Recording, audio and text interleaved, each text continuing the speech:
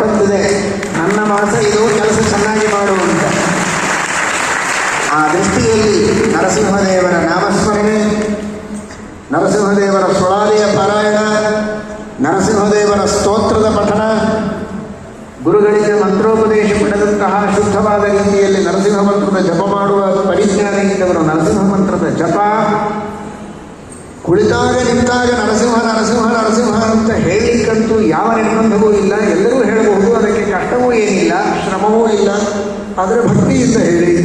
ಉದ್ದೇಶ ಒಂದೇ, ನಮ್ಮ ದೇಶಕ್ಕೆ ರಕ್ಷಣೆ ಆಗಬೇಕು, ಎಲ್ಲ ಸಜ್ಜನರಿಗೂ ರಕ್ಷಣೆ ಸಿಗಬೇಕು, ನಮ್ಮ ದೇಶದ ಪ್ರತಿಯೊಬ್ಬ ಯೋಧರಿಗೂ ಕೂಡ ಅತ್ಯಂತ ಗಟ್ಟಿಮುಟ್ಟಿಯಾಗಿದ್ದು, ಆರೋಗ್ಯವಂತರಾಗಿದ್ದು, ಸಶಕ್ತರಾಗಿದ್ದು, ಚೆನ್ನಾಗಿ ಈ ಯುದ್ಧದಲ್ಲಿ ವಿಜಯವನ್ನು ಪಡೆದು ನಮ್ಮ ದೇಶಕ್ಕೆ ಭದ್ರತೆಯನ್ನು ನೀಡುವಂತೆ ಆಗಬೇಕು.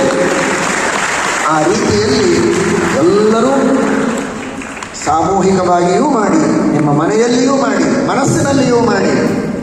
ಇದರಲ್ಲಿ ವಂಚನೆಯನ್ನು ಮಾಡಬೇಡಿ. ಇದು ಯಾರದೋ ಕೆಲಸ ಅಂತ ತಿಳಿಯುವುದಲ್ಲ, ಇದು ನಮ್ಮ ಕರ್ತವ್ಯ. ನಾವು ಮಾಡಬೇಕಾದದ್ದು ದೇಶದ ಸೇವೆ, ಇದು ಈಶನ ಸೇವೆ ಎಂಬ ಭಾವನೆಯಿಂದ ನೀವೆಲ್ಲ ಶ್ರದ್ಧೆಯಿಂದ ಮಾಡಬೇಕು.